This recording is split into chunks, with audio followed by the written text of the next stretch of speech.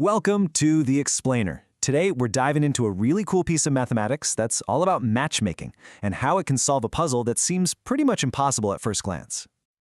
So picture this, two absolutely massive crowds of people. Your job is to figure out if they have the exact same number of people. The catch? Counting them one by one is totally out of the question. So how would you do it? I know, it sounds like a riddle, right? But the answer is actually found in a surprisingly simple mathematical idea. The secret, it turns out, is to create a perfect pairing between everyone in the first group and everyone in the second group. And in math, we have a name for this matchmaking system. It's called a function. By giving this function a couple of special rules, we can actually solve our puzzle without ever having to count a single person. Okay, so first things first, let's do a quick refresher on what a function's basic job is. Just think of it like a machine. You put something in from a starting set, we'll call that set X, and it spits out an output into an ending set, which we'll call Y. Now, the number one rule for any function is that it has to be consistent. Like the slide says, every single item in our starting set X has to connect to exactly one item in the ending set Y. So the number of connections you make is always going to be equal to the number of items you started with. But, and this is super important, this basic rule alone tells us absolutely nothing about the size of that ending set Y. And this is where things get interesting. We're going to give our function its first special rule, or kind of like an upgrade. It's called the one-to-one rule. The main idea? No sharing allowed. And this is what gives us our first major clue about how the sizes of our two sets compare. A one-to-one function is basically just a rule against sharing. Every input from set X has to go to its own unique output in set Y. You can't have two different inputs pointing to the same exact output. Now take a look at the formal rule on the slide. It might look a little intimidating, but all it's saying is that if you see two arrows landing on the same spot in set Y, well, they must have come from the very same spot back in set X. And this slide shows you exactly what I mean. On the left side, you see a function that's playing by the rules. See how every input has its own private output? No collisions. But on the right, oh, that rule is definitely broken. See that? We've got two different inputs, both pointing to the exact same output. That function is not one-to-one. So what's the crucial takeaway here? Well, if every single input needs its own unique destination, then it's pretty clear you need to have at least as many destinations as you have inputs, right? This gives us our first really powerful conclusion. For any one-to-one function, the size of the input set X has to be less than or equal to the size of the output set Y. But that's only half the story. Now we're going to move on to our second upgrade, the on-to rule. The theme for this one is no output gets left behind. This is the other major piece of our puzzle. An onto function is basically a rule against being wasteful. It demands that every single item in that ending set Y gets hit by at least one arrow. There can't be any lonely or unused outputs just sitting there.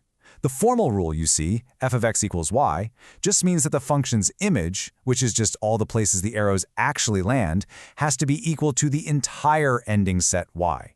Every spot gets covered. And you can see the difference pretty clearly here. On the left, that function is onto. Every single output is covered by an input. But on the right, it's not onto. See that lonely little output down at the bottom? It's been left all by itself, with no input pointing to it at all. And this leads us to our second huge takeaway. If you're forced to cover every single output, then you must have at least enough inputs to get the job done. So, for any function that's onto, the size of the input set X has to be greater than or equal to the size of the output set Y. Okay, so we've got our two powerful rules. One rule tells us that X has to be less than or equal to Y, and the other rule tells us X has to be greater than or equal to Y. You see where this is going, right? Let's put it all together. So when a function is both one-to-one and onto, it gets a special name. It's called a bijection. This is it. This is the perfect match we've been searching for. So let's just lay out what we figured out. The one-to-one rule forces the number of inputs to be less than or equal to the number of outputs. And at the exact same time, the onto rule forces the number of inputs to be greater than or equal to the number of outputs.